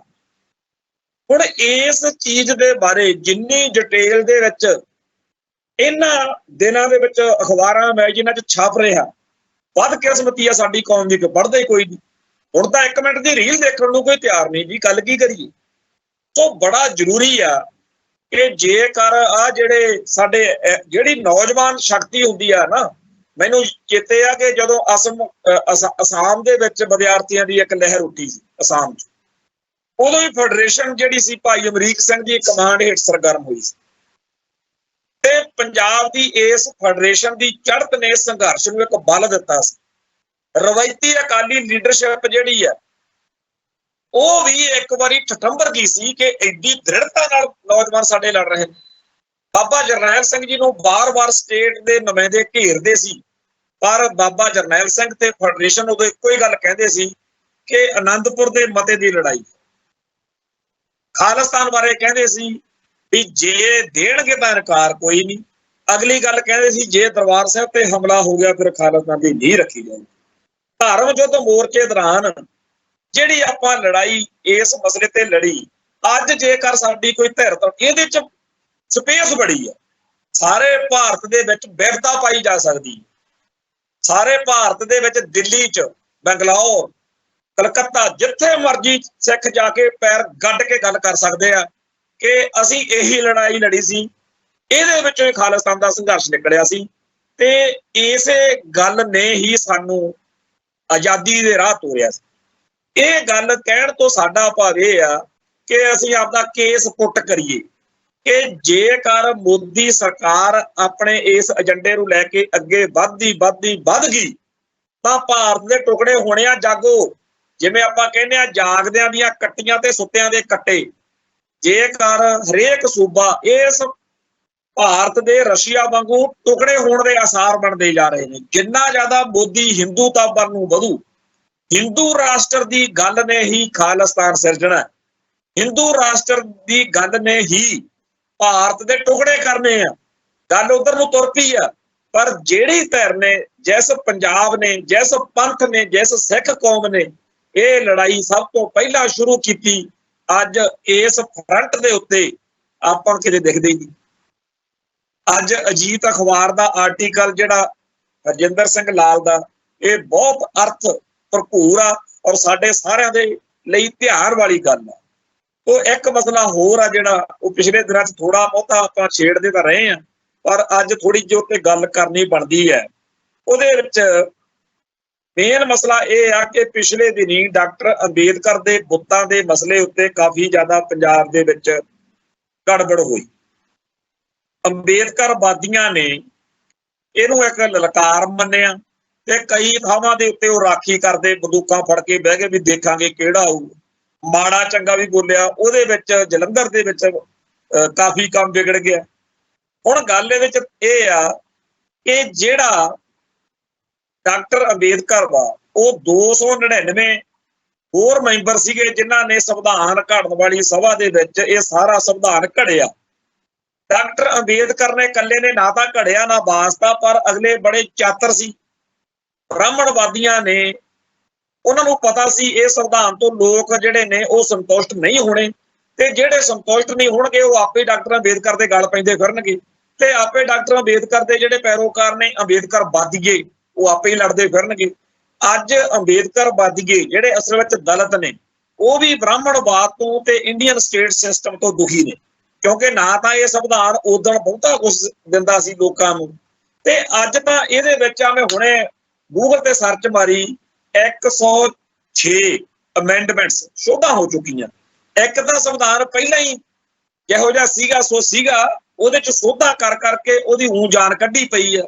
ਸੋ ਇਸ ਭਾਰਤੀ ਸੰਵਿਧਾਨ ਜਿਹਦੇ ਪੱਲੇ ਦੱਲੇ ਕੁਛ ਹੈ ਨਹੀਂ, ਜਿਹੜਾ ਹਿੰਦੂ ਰਾਸ਼ਟਰ ਵਾਲਿਆਂ ਨੂੰ ਲਲਕਾਰੇ ਮਾਰਨ ਦੀ ਖੁੱਲ੍ਹ ਦਿੰਦਾ, ਜਿਹੜਾ ਭਾਰਤ ਦੇ ਵਿੱਚ ਦਲਿਤਾਂ ਉੱਤੇ ਜ਼ਬਰ ਦੀ ਖੁੱਲ੍ਹ ਦਿੰਦਾ, ਜਿਹੜਾ ਭਾਰਤ ਦੇ ਵਿੱਚ ਅੱਡ-ਅੱਡ ਖਿੱਤਿਆਂ ਦੇ ਵਿੱਚ ਧਰਮਾਂ, ਬੋਲੀਆਂ, ਸੱਭਿਆਚਾਰਾਂ ਨੂੰ ਖਤਮ ਕਰਨ ਦੀ ਖੁੱਲ੍ਹ ਦਿੰਦਾ, ਜਿਹੜਾ ਜ਼ਬਰ ਦਾ ਹਮੈਤੀ ਆ, ਜਿਸ ਤਿਰੰਗੇ ਤੇ ਜਿਸ ਸੰਵਿਧਾਨ ਦੀ ਛਤਰ ਛਾਇਆ ਹੇਠ ਕਦੇ ਬਾਬਰੀ ਮਸਜਿਦ ਢਾਹ ਲਓ, ਕਦੇ ਦਰਬਾਰ ਸਾਹਿਬ 'ਚ ਟੈਂਕਾਂ, ਤੋਪਾਂ, ਬੰਬਾਂ ਨਾਲ, ਇਹੋ ਹੀ ਟੈਂਕ ਸੀ ਨਾ ਜਿਨ੍ਹਾਂ ਦੇ ਉੱਤੇ ਤਿਰੰਗੇ ਝੂਲਦੇ ਸੀ, ਤੇ ਉੱਪਰੋਂ ਸਾਨੂੰ ਕਿਹਾ ਜਾ ਰਿਹਾ ਇਸ ਤਿਰੰਗੇ ਨੂੰ ਸਲਾਮੀਆਂ ਦਿਓ। ਸੋ ਇਸ ਮੁਲਕ ਦਾ, ਇਸ ਨਿਜ਼ਾਮ ਦਾ, ਇਸ ਸਿਸਟਮ ਦਾ ਕਿਹੜਾ ਬੰਦਾ ਜੀ ਸਤਿਕਾਰ ਕਰ ਸਕਦਾ? ਪਰ ਉਹ ਕਹਿੰਦੇ ਜੀ ਕਰੋ ਕਿਉਂਕਿ ਡਾਕਟਰ ਅੰਬੇਦਕਰ ਨੇ ਲਿਖਿਆ। ਹੁਣ ਅੰਬੇਦਕਰਵਾਦੀਆਂ ਨੂੰ ਇਹ ਗੱਲ ਅਕਲ ਸਮਝ ਨਹੀਂ ਆ ਸਕਦੀ ਕਿ ਸਾਨੂੰ ਤਾਂ ਉਹਨਾਂ ਨੇ ਪੰਪ ਮਾਰਿਆ ਹੋਇਆ ਕਿ ਅੰਬੇਦਕਰ ਨੇ ਲਿਖਿਆ, ਅੰਬੇਦਕਰ ਦਾ ਤਾਂ ਇਹ 'ਚ ਕੋਈ ਲੱਲਾ ਕੱਕਾ ਹੀ ਨਹੀਂ। ਹੁਣ ਅੰਬੇਦਕਰਵਾਦੀਏ ਜਿਹੜੇ ਨੇ ਜਾਂ ਦਲਿਤ ਸਮਾਜ ਆ ਉਹ ਵੀ ਬ੍ਰਾਹਮਣਵਾਦ ਦਾ ਸਤਾਇਆ ਹੋਇਆ ਵਾ, ਉਹ ਵੀ ਭਾਰਤੀ ਸਟੇਟ ਦਾ, ਹਿੰਦੂ ਰਾਸ਼ਟਰ ਵਾਲਿਆਂ ਦਾ ਸਤਾਇਆ ਹੋਇਆ ਵਾ, ਤੇ ਸਿੱਖ ਵੀ ਉਸੇ ਦੁੱਖ ਦੇ ਮਾਰੇ ਹੋਏ ਨੇ। ਆਪਣੀ ਤਾਂ ਸਾਂਝ ਚਾਹੀਦੀ ਆ, ਆਪਾਂ ਰਲ ਕੇ ਬੇਗਮਪੁਰਾ ਕਹੀਏ ਚਾਹੇ ਖਾਲਿਸਤਾਨ ਕਹੀਏ, ਆਪਾਂ ਤਾਂ ਰਲ ਕੇ ਉਸ ਹਿੰਦੂ ਰਾਸ਼ਟਰ ਵਾਲੇ ਬ੍ਰਾਹਮਣਵਾਦੀ ਡੀਪ ਸਟੇਟ ਭਾਰਤੀ ਹਕੂਮਤ ਦੇ ਖਿਲਾਫ ਲੜਦੇ ਇਕੱਠੇ ਹੋ ਕੇ ਚੰਗੇ ਲੱਗਦੇ। ਪਰ ਕੁਛ ਕੁ ਸਾਡੇ ਚੋਂ ਬੰਦੇ ਅਗਲਿਆਂ ਨੇ ਉਹੋ ਜਿਹੇ ਲੱਭੇ ਹੋਏ ਨੇ ਜਿਹੜੇ ਤੁਖਣੀ ਦਈ ਜਾਂਦੇ ਆ, ਤੇ ਉਹ ਕਲੈਸ਼, ਉਹ ਟਕਰਾਅ ਜਿਹੜਾ ਵਧਾਈ ਜਾਂਦਾ। ਦੂਜੇ ਪਾਸੇ ਉਹਨਾਂ ਵਿੱਚੋਂ ਵੀ ਕੁਝ ਇਹੋ ਜਿਹੇ ਸੰਦ ਨੇ ਜਿਨ੍ਹਾਂ ਨੂੰ, ਜਿਹੜੇ ਗੁਰੂ ਸਾਹਿਬਾਨ ਬਾਰੇ, ਸਾਡੇ ਧਰਮ ਬਾਰੇ ਬੋਲਣ ਲੱਗਿਆ ਕੋਈ ਕਸਰ ਨਹੀਂ ਛੱਡਦੇ। ਉਹ ਜਿਹੜਾ ਸਾਡਾ ਫਲਸਫਾ ਤੇ ਇਤਿਹਾਸ ਆ ਉਹ ਕੀ ਕਹਿੰਦਾ? ਉਹ ਤਾਂ ਇਹ ਕਹਿੰਦਾ ਵੀ ਦੱਬੇ ਕੁਚਲਿਆਂ ਨੂੰ ਗਲ ਨਾ ਲਾਉਣਾ। ਹੁਣ ਗੁਰੂ ਸਾਹਿਬਾਨ ਦੇ ਹੁਕਮ ਅਨੁਸਾਰ ਤਾਂ ਅਸੀਂ ਇੱਕ ਦੂਜੇ ਦੇ ਨੇੜੇ ਹੋਣੇ ਚਾਹੀਦੇ ਹਾਂ, ਦਲਿਤ ਅਤੇ ਸਿੱਖ, ਤੇ ਕੰਮ ਹੋਇਆ ਪਿਆ ਉਲਟ। ਤੇ ਇਹ ਜਿੱਧਰ ਨੂੰ ਗੱਲ ਅੰਬੇਦਕਰ ਦੇ ਕਰਕੇ, ਅੰਬੇਦਕਰ ਦੇ ਮਸਲੇ ਕਰਕੇ ਤੁਰ ਪਈ ਆ, ਕੀ ਇਹ ਸਾਡੇ ਇਤਿਹਾਸ ਅਤੇ ਫਲਸਫੇ ਨੂੰ ਉਹਦੇ ਉੱਤੇ ਸਵਾਲੀਆ ਨਿਸ਼ਾਨ ਨਹੀਂ ਲਾਉਂਦਾ? ਸੋ ਜਿਹੜੇ ਭਰਾ ਸਾਡੇ ਇਸ ਗੱਲ ਤੇ ਬੜਾ ਹੈਗੇ ਆ ਵੀ ਅਸੀਂ ਤਾਂ ਜੀ ਅੰਬੇਦਕਰ ਦੇ ਪੱਟੇ ਚੱਕ ਦਿਆਂਗੇ, ਭਾਈ ਪੰਜਾਬ ਦੀ ਧਰਤੀ ਉੱਤੇ ਬੇਗਮਪੁਰੇ ਦੀ ਗੱਲ ਕਰਨ ਵਾਲੇ ਭਗਤ ਰਵਿਦਾਸ ਜੀ ਦੀ ਬਾਣੀ ਤੇ ਰਵਿਦਾਸੀਆ ਸਮਾਜ ਤੇ ਹੋਰ ਬਹੁਤ ਸਾਰੇ ਬ੍ਰਾਹਮਣਵਾਦ ਦੇ ਸਤਾਏ ਹੋਏ ਵਰਗ, ਉਹ ਪਿਛਲੇ 1978 ਤੋਂ ਚੱਲੇ ਸੰਘਰਸ਼ ਵਿੱਚ ਯੋਗਦਾਨ ਵੀ ਪਾਉਂਦੇ ਰਹੇ ਆ ਤੇ ਨਾਲ ਵੀ ਖੜਦੇ ਰਹੇ। ਉਹ ਸਾਡੀ ਕੌਮ ਦੇ ਸੰਘਰਸ਼ ਦਾ ਹਿੱਸਾ ਵੀ ਨੇ, ਤੇ ਉਹ ਡਾਕਟਰ ਅੰਬੇਦਕਰ ਨੂੰ ਵੀ ਮੰਨਦੇ ਆ, ਚਾਹੇ ਉਹਨਾਂ ਨੂੰ ਆਪਾਂ ਗਲਤ ਫਹਿਮੀ ਲਾ ਲਓ ਜਾਂ ਉਹਨਾਂ ਨੂੰ ਅਕਲ ਘੱਟ ਲਾ ਲਓ। ਉਹਨਾਂ ਨੂੰ ਚੜਾ ਕੇ ਆਪਦੇ ਦੁਸ਼ਮਣ ਜ਼ਰੂਰ ਬਣਾਉਣਾ। ਸੋ ਅੱਜ ਦੇ ਮਾਹੌਲ ਵਿੱਚ ਜਦੋਂ ਕਿ ਸਾਨੂੰ ਵੱਧ ਤੋਂ ਵੱਧ ਆਪਦੀਆਂ ਧਿਰਾਂ 'ਚ ਬੰਦੇ ਚਾਹੀਦੇ ਨੇ, ਉਸ ਮੌਕੇ ਦਲਿਤ ਅਤੇ ਸਿੱਖ ਸਮਾਜ ਦੇ ਬੈਰ ਪਵਾਉਣੇ, ਲੜਾਈਆਂ ਕਰਾਉਣੀਆਂ, ਟਕਰਾਅ ਕਰਾਉਣੇ, ਇਹ ਤਾਂ ਬੜੀ ਅਜੀਬ ਜੀ ਗੱਲ ਆ ਵੀ ਇੱਕ ਪਾਸੇ ਸਾਡੇ ਬੰਦੇ ਕਹਿੰਦੇ ਆ ਅੰਬੇਦਕਰ ਦੇ ਬੁੱਤ ਚੱਕ ਦਿਆਂਗੇ, ਦੂਜੇ ਪਾਸੇ ਅਮਿਤ ਸ਼ਾਹ ਤੇ ਹਿੰਦੂ ਰਾਸ਼ਟਰ ਵਾਲੇ ਵੀ ਕਹਿੰਦੇ ਆ ਵੀ ਬੁੱਤ ਚੱਕ ਦੇਾਂਗੇ। ਨਾ ਤਾਂ ਅਸੀਂ ਬੁੱਤਾਂ ਦੇ ਹਮੈਤੀ ਆ ਤੇ ਨਾ ਸਾਨੂੰ ਬੁੱਤਾਂ ਨਾਲ ਕੋਈ ਬੜਾ ਲਗਾਵ ਆ। ਅਸੀਂ ਤਾਂ ਡਾਕਟਰ ਅੰਬੇਦਕਰ ਦੇ ਵੀ ਕੋਈ ਬਹੁਤੇ ਜ਼ਿਆਦਾ ਉਵੇਂ ਨਹੀਂ ਹੈਗੇ, ਪਰ ਜਿਸ ਨੁਕਤੇ ਕਰਕੇ ਸਾਡਾ ਕਲੈਸ਼, ਸਾਡਾ ਟਕਰਾਅ ਵੱਧਦਾ ਹੋਵੇ, ਉਹਦੇ ਤੋਂ ਗਰੇਜ਼ ਕਰਨਾ ਚਾਹੀਦਾ। ਜਾਣੀ ਕਿ ਜੇਕਰ ਦਲਿਤ ਸਮਾਜ ਅਤੇ ਸਿੱਖ ਸਮਾਜ ਦੇ 100 ਨੁਕਤੇ ਲਿਖੇ ਹੋਣ, ਜੇ ਸਾਡੇ 20 ਨੁਕਤਿਆਂ ਤੇ ਸਹਿਮਤੀ ਨਹੀਂ ਹੈਗੀ, ਇੱਕੋ ਜੀ ਵਿਚਾਰ ਨਹੀਂ ਹੈਗੀ, ਉਹਨਾਂ 20 ਨੂੰ ਛੱਡ ਕੇ ਬਾਕੀ ਜਿਹੜੇ 80 ਨੁਕਤਿਆਂ ਤੇ ਸਾਡੀ ਸਾਂਝ ਆ, ਉਹਦੇ ਆਧਾਰ ਦੇ ਉੱਤੇ ਅੱਗੇ ਵਧਿਆ ਜਾਵੇ। ਆ ਜਿਹੜਾ ਰਾਹ ਆਪਾਂ ਚੁਣਦੇ ਆ, ਚਾਹੇ ਕਿਸੇ ਨੂੰ ਲੱਗੇ ਚੰਗਾ ਜੀ ਮਾੜਾ ਲੱਗੇ, ਪਰ ਪੰਜਾਬ ਦੀ ਧਰਤੀ ਉੱਤੇ ਬੈਠਾ ਕੋਈ ਵੀ ਸਿੱਖ ਤੁਹਾਨੂੰ ਇਹੋ ਜਿਹਾ ਨਹੀਂ ਮਿਲਦਾ ਜਿਹੜਾ ਕਵੇ ਵੀ ਹਾਂ ਖਾਲਿਸਤਾਨ ਦੀ ਗੱਲ ਵੀ ਕਰਨੀ ਆ ਤੇ ਅੰਬੇਦਕਰ ਦੀ ਐਸੀ ਤੈਸੀ ਨਹੀਂ ਦੇਣੀ। ਅੰਬੇਦਕਰ ਦੇ ਮਸਲੇ ਨੂੰ ਅਸੀਂ ਸਾਰੇ ਹੀ ਤੁਹਾਡੇ ਨਾਲੋਂ ਜ਼ਿਆਦਾ ਵਧੀਆ ਤਰੀਕੇ ਨਾਲ ਸਮਝਦੇ ਆ, ਜਿਹੜੇ ਦੂਰ ਦਰਾਡੇ ਬੈਠੇ ਆ ਭਰਾ ਸਾਡੇ, ਪਰ ਅਸੀਂ ਇਸ ਗੱਲ ਨੂੰ ਛੇੜੇ ਬਗੈਰ ਖਾਲਿਸਤਾਨ ਦੀ ਗੱਲ ਕਰਦੇ ਰਹੇ ਆ ਤੇ ਹੁੰਦੀ ਰਹਿਣੀ ਚਾਹੀਦੀ ਆ। ਸਾਹਿਬ ਸ਼੍ਰੀ ਕਾਂਸ਼ੀ ਰਾਮ ਜਿਹੜਾ, ਉਹਨੂੰ ਜਦੋਂ ਪੁੱਛਿਆ, ਜਿਹੜਾ ਅੰਬੇਦਕਰ ਦੇ ਝੰਡੇ ਨੂੰ ਲੈ ਕੇ ਅੱਗੇ, ਏਜੰਡੇ ਨੂੰ ਲੈ ਕੇ ਅੱਗੇ ਤੁਰਿਆ ਸ਼ਖਸ ਹੈ, ਉਹਨੂੰ ਜਦੋਂ ਪੁੱਛਿਆ ਸੀ, ਉਹ ਕਹਿੰਦਾ ਮੇਰਾ ਮੈਨੀਫੈਸਟੋ ਤਾਂ ਗੁਰੂ ਗ੍ਰੰਥ ਸਾਹਿਬ ਆ। ਕਿਉਂ ਭਾਈ ਆਪਾਂ ਉਹਨਾਂ ਸਾਰਿਆਂ ਨੂੰ ਦਰਕਾਰਨ ਲੱਗੇ ਆ, ਕਿਉਂ ਤਿਰਸਕਾਰਨ ਲੱਗੇ ਆ, ਕਿਉਂ ਆਪਾਂ ਭਜਾਉਣ ਤੇ ਲੱਕ ਬੰਨਿਆ ਹੋਇਆ? ਜਿਵੇਂ ਸਰਦਾਰ ਕਪੂਰ ਸਿੰਘ ਨੇ ਸਾਚੀ ਸਾਖੀ 'ਚ ਲਿਖਿਆ ਸੀ ਕਿ ਇਉਂ ਇੰਨੇ ਕਰੋੜ ਰੰਗਰੇਟੇ ਗੁਰ ਕੇ ਬੇਟੇ ਗੁਰੂ ਕੇ ਦਰ ਤੋਂ ਆਏ ਭਜਾ ਦਿੱਤੇ। ਹੁਣ ਜਿਹੜੇ ਇੰਨੇ ਟਾਈਮ ਤੋਂ ਸਿੱਖ ਬਣੇ ਹੋਏ ਨੇ, ਉਹਨਾਂ ਸਾਰਿਆਂ ਨੂੰ ਆਪਾਂ ਡੱਕਰਨ ਵਾਲਾ ਕੰਮ ਨਾ ਕਰੀਏ। ਤੋਂ ਆਪਾਂ ਸਾਰੇ ਜਾਣੇ ਸਿਆਣੇ ਆ, ਆਪਾਂ ਨੂੰ ਸਭ ਨੂੰ ਹੀ ਸਮਝ ਆ, ਪਰ ਭੱਠ ਪਿਆ ਸੋਨਾ ਜਿਹੜਾ ਕੰਨਾਂ ਨੂੰ ਖਾਵੇ, ਇਹੋ ਜੀ ਅਕਲ ਦਾ ਵੀ ਕੀ ਅਚਾਰ ਪਾਉਣਾ ਜਿਹੜਾ ਆਪਦੀ ਕੌਮ ਦੇ ਲਈ ਖੂਹ ਪੱਟੀ ਜਾਵੇ ਕਿ ਇਹ 'ਚ ਡਿੱਗ ਕੇ ਮਰ ਜਾਓ। ਤੋਂ ਆਓ ਸਾਰੇ ਰਲ ਮਿਲ ਕੇ ਖਾਲਿਸਤਾਨ ਦੇ ਏਜੰਡੇ ਨੂੰ ਸਮਰਪਿਤ ਹੋ ਕੇ ਅੱਗੇ ਵਧੀਏ। ਚਰਚਾਵਾਂ, ਡਿਬੇਟ, ਡਿਸਕਸ਼ਨ ਜਿਹੜੀ ਆ ਉਹ ਨਵੇਂ ਵਿਚਾਰਾਂ ਨੂੰ ਥਾਂ ਦੇਣ ਲਈ ਹੁੰਦੀ ਆ। ਜਿਹੜੇ ਲੋਕਾਂ ਨੂੰ ਇਹ ਲੱਗਦਾ ਰਹਿੰਦਾ ਕਿ ਜੋ ਅਸੀਂ ਸੋਚਦੇ ਆ ਜਾਂ ਮੈਂ ਜੇ ਕਹਾਂ ਜਿਵੇਂ ਮੈਂ ਸੋਚਦਾ ਉਹੀ ਅਲਟੀਮੇਟ ਆਖਰੀ ਆ, ਨਹੀਂ, ਏਦਾਂ ਨਹੀਂ ਹੁੰਦਾ। ਵਿਚਾਰਾਂ ਦਾ ਜਿਹੜਾ ਭੇੜ ਆ ਉਹ ਬੜਾ ਜ਼ਰੂਰੀ ਆ, ਜਿਹਦੇ ਵਿੱਚੋਂ ਜਿਵੇਂ ਕਹਿੰਦੇ ਆ ਮੱਖਣ ਨਿਕਲਦਾ, ਫਿਰ ਕੋਈ ਗੱਲ ਨਿਕਲਦੀ ਹੈ। ਹੋ ਸਕਦਾ ਕੋਈ ਸ਼ਬਦ ਕਿਸੇ ਦੇ ਦਿਲ ਨੂੰ ਚੁਭਿਆ ਹੋਵੇ ਮੇਰਾ, ਮੈਂ ਮਾਫੀ ਮੰਗਦਾ। ਇੱਥੇ ਸਮਾਪਤੀ ਕਰਦੇ ਆ ਜੀ, ਫਿਰ ਮਿਲਾਂਗੇ। ਨਾਨਕ ਨਾਮ ਚੜ੍ਹਦੀ ਕਲਾ, ਤੇਰੇ ਪਾਣੇ ਸਰਬੱਤ ਦਾ ਭਲਾ। ਵਾਹਿਗੁਰੂ ਜੀ ਕਾ ਖਾਲਸਾ, ਵਾਹਿਗੁਰੂ ਜੀ ਕੀ ਫਤਿਹ।